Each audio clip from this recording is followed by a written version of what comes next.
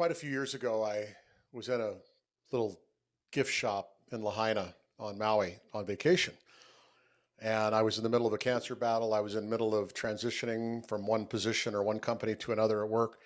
And I was in the middle of life just being difficult and challenging and interesting. And I was really wanting to latch on to a focus of abundance rather than scarcity. And we're in this little gift shop, and I came across this display for a organization called the Giving Keys. Giving Keys briefly is a company out of California that makes keys attached to necklaces, and on the key is a word, and you can buy a stock word, which is one of their words, which might be hope or believe or love or joy or something like that, or you can have a custom word created as long as it's within a certain character limit. And I'm staring at this display, and the keys are made by homeless people who are employed to make this jewelry. The jewelry's sold, and the homeless people are paid a decent wage. And the idea is they're going to try to help transition some people who are living on the streets to get off the streets by doing something productive and earning a living doing it.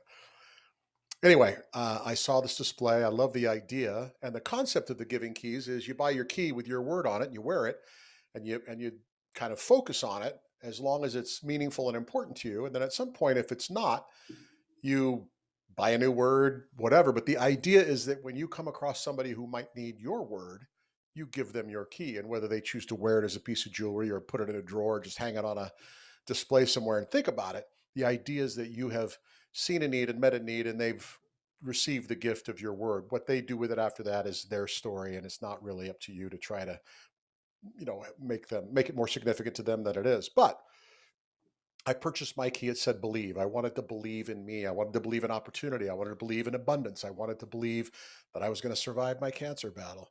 I think I was halfway through my 3-year journey with cancer. So I bought my believe key. Fast forward many years, 2 or 3 or 4 years, sitting around a table at a dinner with 8 friends, uh, regular meeting of people I know pretty well. And one of the women there decides that this is going to be the opportunity she's going to share with the group that she's been diagnosed with breast cancer. And tearfully, with emotion, of course, she lets us all know that she's got a nasty diagnosis, but that it's treatable, that they're going to pursue an aggressive treatment protocol, and that she just wanted to let her friends know. And in the moment, I didn't think twice. I was wearing my little believe key around my neck, and I pulled it off my neck and said, I don't care what you do with this. I don't care if it seems silly to you. I know that I'm supposed to give this to you. Uh, I wore it during my cancer battle. You have a fight ahead of you. I'm going to give you my believe key. And I told her the story of giving keys and how I came about it. So she took that key, and it became a buzzword for her. And she is still with us, and she survived her battle with cancer and is doing quite well. Not because of the key, but it was a moment that I got to share with somebody, that key and that word and that significance of that word to me. And there was some shared experience in the fact that we were both people who were in that strange and unpleasant fraternity or sorority of people who've had cancer. Anyway, fast forward a few years, I've completed the Alt MBA program. One of Seth's big words is leap, and I'm ready to transition out of the mortgage business into something completely different. So I ordered a key with my own custom word on it. It said leap, and I wore leap for a long time. And then I resigned my position in the mortgage business. I quit my job. I flew on a one-way ticket to Spain. I walked the Camino for 33 days with, I think, 2 reservations at the beginning of the trip and nothing else, and no return ticket home until whenever I decided to come home. And I started walking the Camino. And leap had been something I had been preparing to do for some time. On the Camino, I met several people, 2 people in particular who have become fast friends. And one of them, Daniela, began to share her story with our little group on the Camino. And one day, sitting at coffee, 7 or 8 of us around a table having a coffee about 11 o'clock in the morning on our first break of the day, Daniela says, I just want to let you guys know that when I get home, I think it's time for me to make some changes. I don't really like my job. It's not a bad job, but I'm not going to quit it instantly. But I'm going to start moving in a direction that's more consistent with who I am and what I want to do. I'll start pursuing some opportunities to explore that. But I just want you to know that I've got some changes ahead for me. And I instantly knew what I want to do with my leap key, because if I'm in Spain, walking the Camino de Santiago, having resigned my position, left the mortgage industry of 20 years, I've pretty much satisfied the leap requirement. So I knew what I needed to do. And there was this awkwardness because this person's from a different culture. She's a woman, she's much younger. Uh, and I didn't know if the language barrier, although she spoke almost fluent English, I didn't know if the language barrier, I didn't know if it would translate. But regardless, I knew what I was supposed to do. So I kind of got a smile on my face and she looked at me and she said, "What?" And I said, I told her the story of Lahaina. I told her the story of Believe and my friend Karen, who I gave the key to. And I told her the story about my leap key and I took it off my head and I gave it to her. I said, "I don't care what you do with it. I know it's probably not a piece of jewelry you're going to treasure, but I think this word is for you now." And this fairly stoic German woman started crying, got up, and gave me a big hug.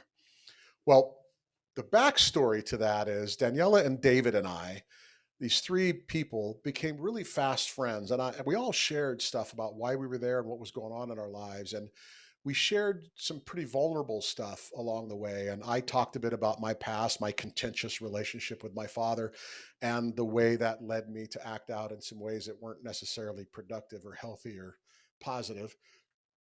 And as we were walking along one day, several days before the key exchange, I just found myself on a dusty, dirty road with these two people walking along, telling my story and bawling my eyes out, and I just sobbing. And that's not something I typically do. And instead of being uncomfortable with it, they just walked with me and asked some delicate questions and talked about, the story of my life and what happened. And I wept. And then we got closer to another town and I regained my composure. And that kind of set the tone that at least the three of us were going to choose to go beyond the superficial. Well, Daniela didn't forget that, neither did David. So we had the leap key exchange and we continue to walk the Camino. We have much further to go and we have much more connecting to do, the three of us. And I jokingly tell Daniela and David, especially Daniela, because she got my leap key, I said, "You got to come up with another word for me. I got to order a new key when I get home. So I need a new word." She goes, "Okay, let me think about it."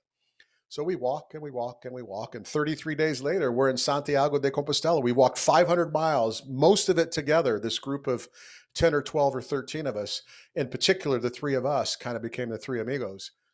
And we got to Santiago and we're standing there in the courtyard and we're just amazed at the sense of accomplishment. And I look at Danielle and said, "What's my word?" She goes, "I don't have it yet."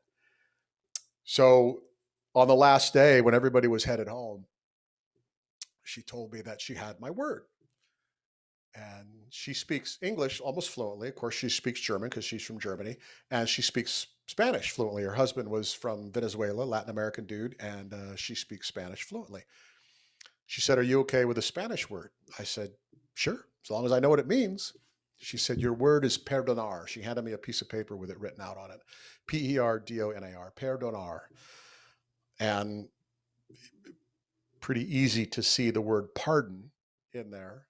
She said, "Yeah, it's pardon. It basically means forgiveness." And she said, "I want you to start with you." And of course, that led to a few more tears.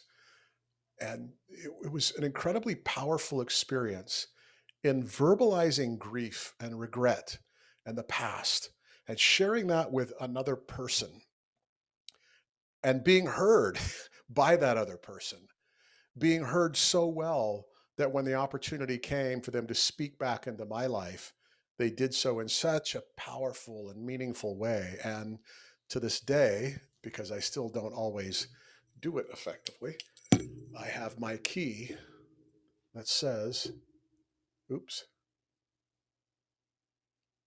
Perdonar. You can't see it very well, but trust me, it does. I wear it often. I don't wear it always, but I wear it often. And it was, I guess, what I wanted to share today was this incredibly powerful connection with regret in the form of grief or grief in the form of regret and the opportunity to verbalize those things to another human.